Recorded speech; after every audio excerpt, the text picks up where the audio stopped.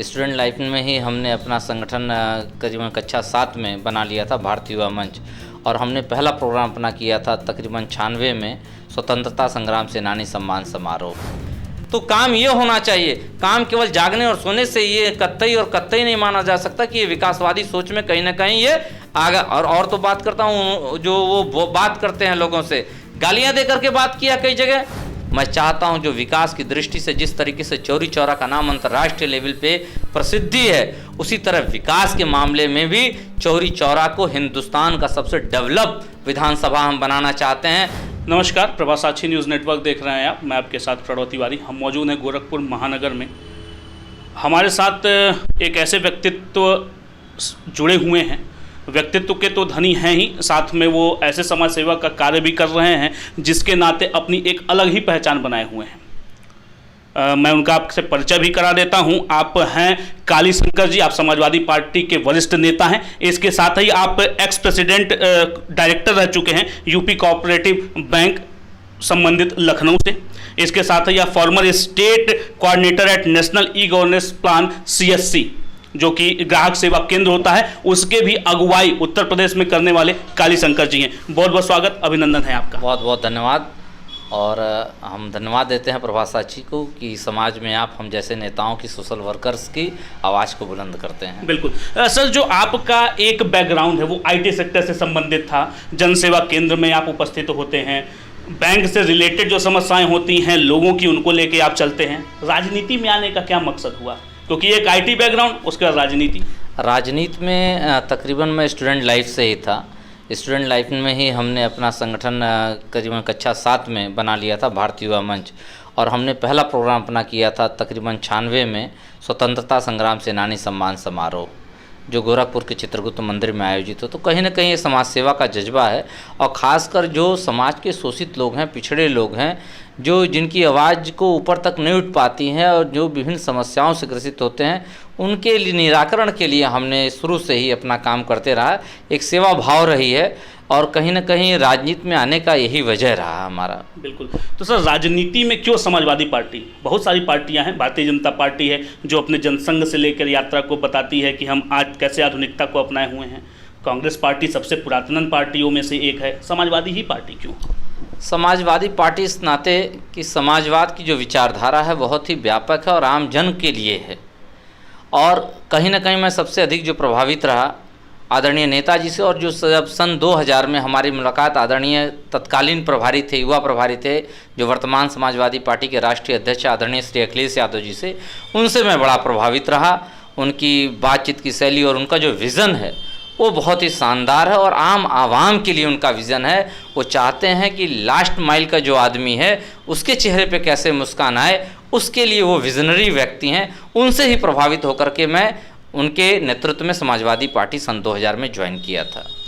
Sir, Samajwadi party का हमने एक रूप जो देखा है, चूँकि उनके नाम में ही समाजवाद बना हुआ है, समाज के लोगों के बीच में जा रहे हैं। चूँकि चुनाव भी करीब है, मैं चुनाव की परिदृष्टि से आपसे बात भी कर रहा हूं कि लगातार आपके जो वरिष्ठ नेता हैं लोगों के बीच में जा रहे हैं, अपनी जो उपलब्धियां उनको गिनाने का काम कर रहे हैं। जो उपलब्धियां पीछे कर चुके हैं, उनका ये कहना है कि जिस तरीके से अभी एक्सप्रेसवे पे आप लोगों ने फीता काटा, तो वो बना हुआ तो कार्यकाल में था समाजवादियों के, लेकिन फीता काटने का काम भाजपा कर रही है। ऐसा क्यों हो रहा है कि काम आप कर रहे हैं, फीता भारतीय जनता पार्टी काट के चली जा रही है? भाई देखिए, भारतीय जनता पार्टी, जो भारतीय जनता पार्टी का जन्म हुआ, वो कहीं ना कहीं उसके पीछे सांप्रदायिकता है, और कहीं ना कहीं अलगाववाद की भावना हमेशा से रहा है। भाई ये देश है, भारत देश है, इसकी खूबसूरती ही है यहाँ विभिन्न जातियाँ, विभिन्न धर्म, विभिन्न बोलियाँ, मगर कहीं ना कहीं इन विभिन्नता में उन्होंने अपना राजनीतिक स्वार्थ देखा। मुख्यमंत्री श्री अखिलेश यादव जी ने जिन कार्यों को 5 साल में कर दिया, गारंटी देता हूं भारतीय जनता पार्टी को कम से कम अभी 20 साल लगेगा। उनकी जो उन्होंने जो प्रोजेक्ट्स केवल डिज़ाइन करके रखे हैं, उन पे चले तो 20 साल कट जाएगा। तो कहीं ना कहीं केवल भारतीय जनता पार्टी, हमारे जो विजनरी मुख्यमंत्री थे अखिलेश यादव जी, उनके उस पर केवल फूटा काटने का काम कर रही है। इनका कोई काम नहीं है आप चाहे वो एक्सप्रेस वे देख लीजिए, आपके सामने एम्स है, ज़मीन देने का ही काम किया। कुशीनगर का इंटरनेशनल एयरपोर्ट देख लीजिए, तमाम ऐसे अगर गिनाने लगे सैकड़ों ऐसे प्रोजेक्ट हैं और ऐतिहासिक प्रोजेक्ट हैं जो वास्तुकारी की दृष्टि देखा जाए या जो आजकल जो मॉडर्न युग है उसके तरह से देखा जाए वो सबसे बेस्ट प्रोजेक्ट है। तो कहीं ना कहीं भाजपा उसको अपना नाम चिपकाने का केवल काम कर रही है, काम तो नहीं हो रहा, जनता इसको बखूबी समझ रही है। आपने कह दिया तो बात है, क्योंकि प्रधानमंत्री मोदी हैं और जिस तरीके से योगी आदित्यनाथ की तारीफों के पुले बांधे जाते हैं कि केवल 4 घंटे वो सोते हैं और बाकी काम जो है वो अपना निपटाते हैं बाकी के अपने घंटों में, तो उनसे क्या तुलना किया जाए? मतलब जिस तरीके से समाजवादी पार्टी के राष्ट्रीय अध्यक्ष जो हैं सड़कों पर उतरते हैं, 4:30 बजे तक रैली है, तो जैसे भारतीय जनता पार्टी का ये कहना है कि वो क्यों क्रेडिट ले रहे हैं हर चीज़ का? हमारे पास वैसे धुरंधर हैं जो लगातार काम करते हैं, केवल 3 से 4 घंटे की नींद लेते हैं। भाई आप बता दीजिए सुबह 4 साढ़े 4 बजे कौन सी सभा करते हैं बाबा जी जनता के बीच जा करके, हमको दिखा दीजिए, मैं मान लूँगा। और रही बात तुलना करने की, तो ये समाजवादी पार्टी किसानों, मजदूरों, गरीबों की पार्टी है जो सुबह 3:30 बजे उठ जाता है खेतों में अपने काम करने के लिए। सुबह 3:30 बजे से उसकी दैनिक प्रक्रिया स्टार्ट हो जाती है और रात तक काम करता है। तो ये कोई बहुत बड़ी बात नहीं कि 4 बजे उठ जाते हैं तो ये क्या यूएसपी है? बच्चे आप तैयारी करने वाले आप लोग हैं, 3 बजे बच्चे उठ के काम करते हैं, क्या उनको रोजगार दे दिया क्या? अगर उन्होंने मान लिया जाए कि मुख्यमंत्री जी बहुत काम करते हैं तो बच्चे भी तो हमारे रात भर जा कर के तैयार करते हैं। दौड़ने वाले बच्चे सुबह निकल जाते हैं, रोडों पे दौड़ते हैं, उनके लिए कोई इंफ्रास्ट्रक्चर नहीं है प्रदेश में अभी तक। तो काम ये होना चाहिए, काम केवल जागने और सोने से ये कतई और कतई नहीं माना जा सकता कि ये विकासवादी सोच में कहीं ना कहीं ये आगा। और तो बात करता हूँ जो वो बात करते हैं लोगों से, गालियाँ दे करके बात किया कई जगह। भाई एक योगी माँ बहन की गाली देता है क्या? मैं पूछना चाहता हूँ। और अखिलेश यादव जी जैसा सभ्य सौम्य व्यक्तित्व और कहीं ना कहीं संघर्षशील व्यक्तित्व हिंदुस्तान में ऐसा कोई नेता नहीं है। अब तो क्षेत्र से आते हैं वो है चौरी चौरा विधानसभा। चौरी चौरा में जो अभी वर्तमान विधायक हैं और राष्ट्रीय मंत्री महिला मोर्चा की भी हैं संगीता यादव, किस तरीके का माहौल है? क्योंकि संगीता यादव जो हैं राष्ट्रीय मंत्री बनने के बाद उन्होंने काफ़ी जो है अपने वायदे भी किए कि हमने जो विकास के कार्य चौरी चौरा में कर दिए हैं वो शायद ही कभी विरले रहा होगा और जो हमने कर दिया है वो ऐतिहासिक हो गया है। कितना समर्थन? ऐतिहासिक ये है कि आज तक चौरी चौरा विधानसभा में किसी विधायक के लापता का पोस्टर नहीं लगा था, मगर जनता ने इनके लापता का पोस्टर लगाया था, वायरल हुआ था, आपने भी देखा होगा। और रही बात काम की, तो इनकी मैं क्या बात करूं, जो तत्कालीन इनके राष्ट्रीय अध्यक्ष हैं अमित शाह जी, जो गृह मंत्री हैं भारत सरकार के, 2017 में जो चुनाव हो रहा था, आए थे यहीं चौरी चौरा की सरैया धरती है, सरैया का स्टेडियम है, वहीं उनकी सभा लगी हुई थी। उन्होंने बोला था कि जो चौरी चौरा का चीनी मिल है, सरैया चीनी मिल है, जब हमारी सरकार बनेगी तो इससे धुआं निकलेगा। धुआं तो चीनी मिल से नहीं निकला, मगर जो किसान है जिनका पैसा नहीं मिला, 100 करोड़ रुपया बकाया है, आज सरकार कहती है हमने सबका पैसा भुगतान कर दिया। मैं पूछना चाहता हूं सरकार से, अमित शाह से और वर्तमान विधायक से कि कहां 100 करोड़ रुपया उनका भुगतान हुआ? आज चीनी मिल से धुआं नहीं निकल रहा, किसान और मजदूरों का धुआं निकल गया, वहां की कर्मचारियों तक का अभी तक पेमेंट नहीं हुआ। जहां तक विकास की बात कर रहे हैं आप चौरी चौरा में, आप जाकर के देखिए, अभी बाढ़ आई हुई थी, किस तरीके से भ्रष्टाचार का आकंठ है। जनता आज भी वहाँ आंदोलन, हमने लगातार आंदोलन किया, जो वहाँ सड़कों की स्थिति थी उसको लेकर के लगातार मैंने आंदोलन किया। चौरी चौरा तो ऐतिहासिक क्षेत्र है, लोग कहते हैं पाटलिपुत्र में चंद्रगुप्त मौर्य का जन्म हुआ, मगर हम लोगों ने खोज किया है, पुरातत्व विभाग की टीम 4 बार आई है कि राजधानी जो गांव है ब्रह्मपुर क्षेत्र का, वहाँ चंद्रगुप्त मौर्य का जन्म हुआ था, वहीं मौर्य उसकी माँ थी जो मोर पालने का काम करती थी। और इतिहास में भी तमाम विद्वानों ने, चाहे अलेक्जेंडर क्लाइगन हो जिन्होंने कुशीनगर की खोज किया था, उन्होंने भी इस बात की पुष्टि की, मगर कभी यहाँ के जनप्रतिनिधियों ने, चाहे संगीता यादव हो चाहे कोई हो, आवाज उठाने का काम नहीं किया। आज जो चौरी चौरा शहीद स्मारक है, वहाँ भ्रष्टाचार का आकंठ हुआ, जो शहीद हुए थे आज उनके परिवार मुफलिसी के दौर में गुजर रहे हैं। अब्दुल्ला बनाम सरकार की जो मुकदमा हुआ था जो शहीदों में, आज अब्दुल्ला परिवार जाकर के देख लीजिए, उनके वहाँ एक मृत्यु होती है, कफन नसीब नहीं होता, गांव के लोग चंदा जुटा करके कफन जुटा। तो कहीं ना कहीं ये देखा जाए विकास की दृष्टि से आज भी चौरी चौरा, और यहाँ तो इनकी सेंट्रल में और स्टेट में गवर्नमेंट थी, अगर चाहिए होती तो विकास की धारा बह गया होता और इनको भागना नहीं पड़ता। जहां जा रहे हैं जनता इनको दुत्कारने का काम कर रही है। और 2022 में यहां मैं आपको बता देना चाहता हूं, जनता ऐतिहासिक मतों से हमें जिताने जा रही है। कानून बिल आता है, उसके बाद प्रधानमंत्री मोदी आते हैं, उनका संबोधन होता है, बिल वापसी की भी बात होती है, लेकिन जो क्रेडिट लेने का काम है समाजवादी पार्टी भी ले रही है, आम आदमी पार्टी भी ले रही है, कांग्रेस पार्टी भी ले रही है। क्रेडिट दिया जाए तो किसको दिया जाए कि हाँ उन्होंने कुछ हल्ला किया, कुछ दंगा किया और जिसके नाते जो है बिल वापस हो। समाजवादी पार्टी किसानों की पार्टी है, आज से नहीं, नेताजी के काल से, और खासकर हमारे राष्ट्रीय अध्यक्ष जी, किसानों के प्रति उनका बहुत बड़ा दिल है। और जहाँ किसानों की बात होती है, किसानों के खिलाफ, उनके खिलाफ कोई अपेक्षा का भाव होता है, कहीं ना कहीं हमारा राष्ट्रीय पूरा नेतृत्व व्हिप जारी करता है। समाजवादी पार्टी का एक एक कार्यकर्ता किसानों की आवाज़ में अपनी बुलंदी करने का काम करता है, और अगर ज़रूरत पड़ेगी तो किसानों और मजदूरों के लिए हम अपना खून बहाने के लिए भी तैयार हैं। ये कोई अतिशयोक्ति नहीं है, हमने पीछे सिद्ध किया हुआ है। अभी देखा गया है कि इससे पिछले भी दिनों में आपके राष्ट्रीय अध्यक्ष अखिलेश यादव जी का मुलाकात संजय सिंह, आम आदमी पार्टी के वरिष्ठ नेता और राज्यसभा सांसद से हुआ था।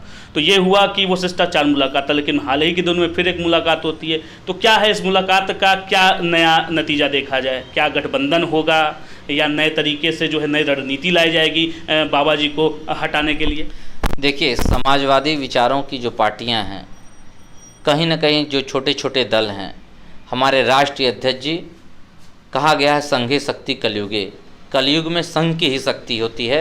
जो जनता की कल्याण के लिए काम करने वाली जो दल हैं, जो छोटे छोटे जो क्षेत्रों से आते हैं जो दल हैं, जो विभिन्न मुद्दों को लेकर के आते हुए जो दल हैं, कहीं ना कहीं हमारे राष्ट्रीय अध्यक्ष जी के नेतृत्व में वो एक होने का काम कर रहे हैं, और इसका मुंह तोड़ जवाब 2022 में देने की पूरी तैयारी है। विधानसभा 2022 लगभग बहुत ही करीब है, कुछ ही महीने बचे हुए हैं। किस मिशन और विजन पर लड़ने जा रही है समाजवादी पार्टी, उसको क्लियर कर दीजिए, और कितने सीटें आने जा रही हैं समाजवादी पार्टी की? देखिए, समाजवादी पार्टी का जैसा मैंने बताया कि हमारे विजनरी राष्ट्रीय अध्यक्ष हैं, उनका पूरा का पूरा होगा मुद्दा विकास का, गांव गरीब का, किसान मजदूर का, महिलाओं छात्राओं का, युवा छात्रों का, इंफ्रास्ट्रक्चर डेवलपमेंट का, लास्ट माइल तक जो आदमी है उसके चेहरे पे कैसे मुस्कान आए, वो हर काम किए जाएंगे। इस मुद्दे पे हमारा चुनाव होने जा रहा है, और 400 पार। अब की बात 400 पार, तो ये दावे तो भारतीय जनता पार्टी भी कर रही है। भारतीय जनता पार्टी का दावा पता नहीं, मुझे नहीं पता, वो जनता बताने के लिए तैयार है, क्योंकि जनता के मन में बहुत तड़प है। तूफान के पहले की शांति है, जनता बोल नहीं रही है। जनता कहेगी हम तब बोलेंगे जिस दिन हमारे सामने ईवीएम होगा, और बता करके उस दिन तूफान लाने का काम करेंगे। और समाजवादी पार्टी की प्रचंड बहुमत के साथ सरकार बनने जा रही है, ये जन कल्याणकारी सरकार बनने जा रही है। ये हमारा, आप नोट कर लीजिए, ये हम लोगों का, समाजवादियों का, जनता का, सबका संकल्प है। एक अंतिम प्रश्न पूछेंगे आपसे, व्यक्तिगत ही रहेगा। काली शंकर जी चौरी चौरा में लोगों के बीच में सक्रिय हैं, जो जन समस्याएं हैं उसको भी उजागर करने का प्रयास करते हैं। सुबह हो चाहे शाम हो, जिस तरीके से आप सोशल प्लेटफॉर्म पे भी एक्टिव हैं, हम लोग भी आपके फॉलोअर हैं, हम लोग भी आपको देखते हैं, वॉच कर रहे हैं। तो क्या लगता है काली शंकर जी की भी एक नई भूमिका या नई जो एक विधानसभा चौरी चौरा से नया एक चेहरा निकलेगा, वो क्या काली शंकर हो सकते हैं?